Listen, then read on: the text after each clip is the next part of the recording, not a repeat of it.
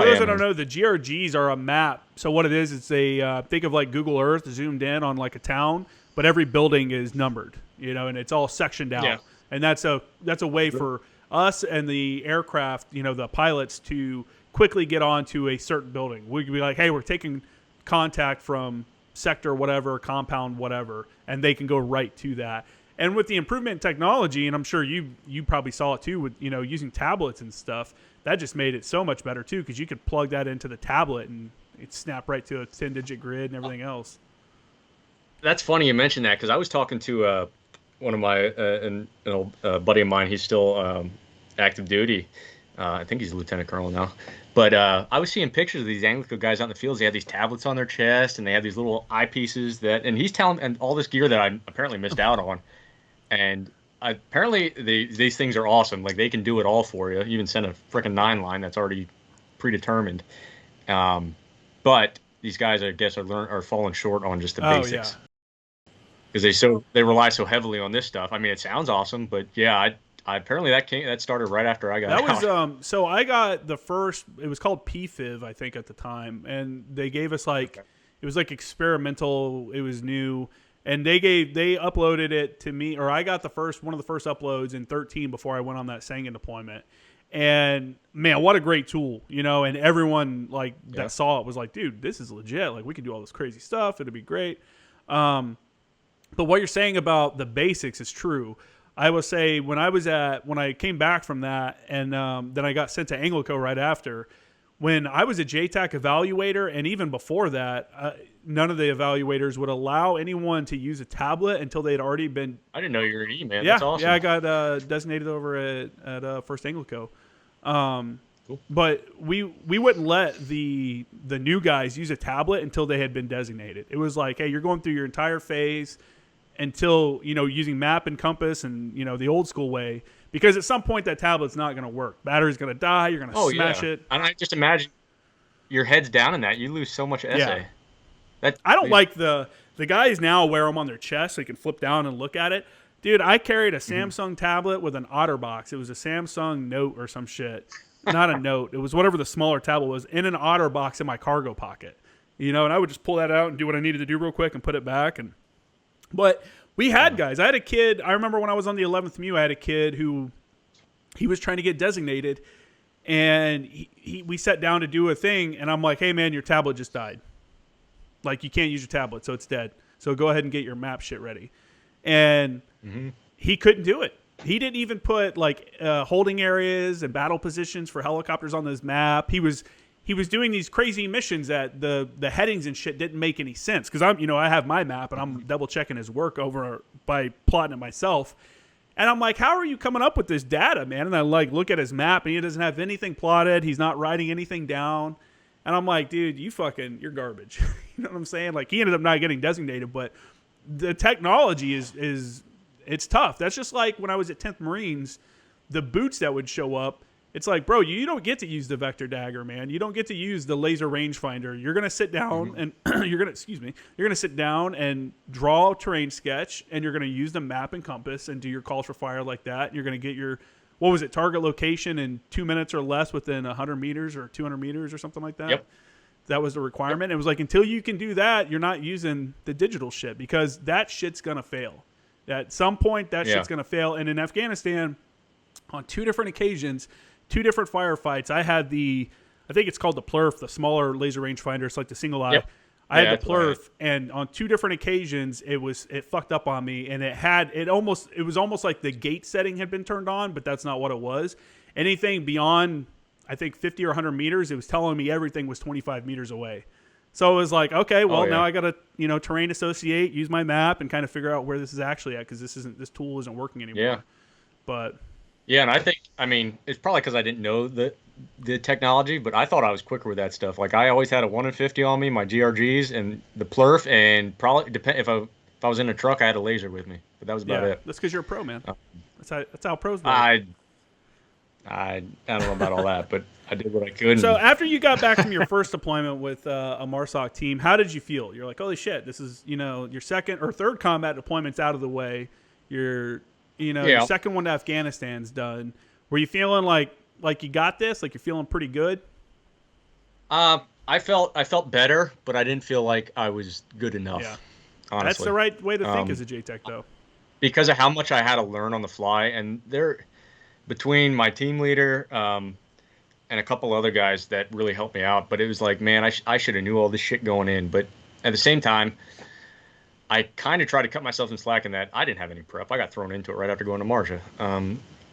But it was like I could have been better. So that's what I'm gonna do is I'm gonna be better. And I felt like with my second team, I had my shit together. And I had a great relationship with those guys. I mean, it was another one of those things. Again, you're stepping into a room where all these guys have known each other. You're the odd man out. You better prove yourself. So you're starting all over again. But I was confident, and I knew what the hell to expect. I knew what was going on, How and it flowed so how much long better. did you have between coming home and then getting attached to your next team? Just a couple months. I went to jump school because the team I was going to was a jump team. So I went to Benning, and then I went to the team. That Did was you get about to it. do military free fall as well, or just static? No, and I wanted to because man, that was one thing. Like when I went to jump school, I was excited about it. I wanted to do it, and I really loved jumping out of a perfectly good aircraft. It was one of those things that is like, man, I absolutely love this. I jumped as much Yeah. as I could, and that was a nice thing about MARSOC. Those guys, there was at least within the regiment there was at least a jump a month to get on, but I never got to go to free fall, and I wanted to That's a really bummer, bad. dude. So you Yeah. didn't get to do well. Did you get to your second team in time to do the workup with them, like the shooting packages and all that Yes. stuff? Yep. I didn't do the shooting package. That was the only thing I missed. And that's because I was due for an evaluation. So John Dillard took me out to 29 Palms with him. And that's where I met the guys. They were doing their shooting package, and while they're doing their shooting package, I'm on the range doing an Yeah. eval. That- And then that's how I That's a got to know legit them. eval. You got John Dillard on the hooks telling you what you're fucking up. Oh man, Rhino, that dude was awesome, and it shame the guy went too soon. The first time I met him No actually doubt. was when I came over for that that MARSOC fires course that you had started running. Or you, I mean, if Yeah. you want to talk about that, you can. But that was the first time I met him, and I sat through his fratricide, brief where he talks about some of the things that happened in Afghanistan and stuff. And I'll tell you what, man, that brief from him stuck with me longer than anything else I probably learned in the Marine Corps. Like after that right there was probably why I was reading my pub so much, getting ready to go to Singen, because that was before I had deployed, and Yeah. hearing the comms and stuff during that whole incident. I mean, I'm sure you know what I'm talking about. Hearing the comms and everything is just so horrible. You don't want that to be a reality for yourself. Yeah. Yeah. But I actually knew the guy. I got to work with him a little bit. That Oh, really? you're talking about. Oh yeah, and it's amazing how John was able to bring him around. And the dude is, I mean, he's a pipe hitter. But now I know you talked to the guys that were working with him when all that shit went down. Not a lot of positive things to say, but he came a long way since Yeah. then. Yeah. I mean, that's just a situational awareness thing. I mean, we don't have to keep on it because people are like, what the hell are they even talking about? Yeah, without any context. I Yeah. got it. So let's talk about what did you guys do? What goes on during your workup? Like, what were you guys doing to prepare for the deployment? And was this deployment's mission the same as your first deployment with MARSOC? Nope, we had a different mission set. Some would say, like, once you go over MARSOC and you learn the different mission sets, this is like the golden child. This is the one everybody wants. They call it the commando mission.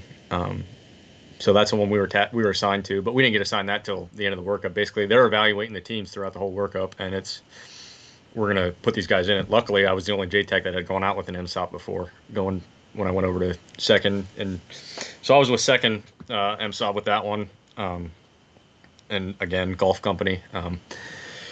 But yeah, for the workup, there's a big shooting package. Everybody gets good with a gun. I thought I was good with a rifle and pistol. Man, I was not good till I started shooting with those boys. You put a lot of rounds downrange, to say the least. But those weapons become a part of you. And then there's not individual, but group training. Like guys are going off to their individual schools and whatnot as far as the CSOs go, and that's when the JTACs as a whole really come together for you with the air officer, and you do dedicated JTACery, which I'm sure you're familiar with that term. And then other than that, we went on a training event and there's some that are just really fun, like when you just get to rip around on dirt bikes and side by sides and four wheelers and shit, just to get familiar with the systems, with them loaded down with gear and whatnot. And then you do a company training exercise, and then You do individual team training stuff, and it just incorporates everything, man. I don't really know how far in detail you want me to go on this. Oh, as much detail as you can talk about. But I mean, I don't know what you can and can't talk about, but I'm sure people are interested. but like I didn't, yeah, like that's when I really got to learn about ISR, and I got to. You play a big part as a JTAC. You play a big part in intel. Yeah. Like before every mission, guys are sleeping in their beds. You're running 12 hours of ISR that night, and you're doing that a week ahead of time, maybe even further in advance.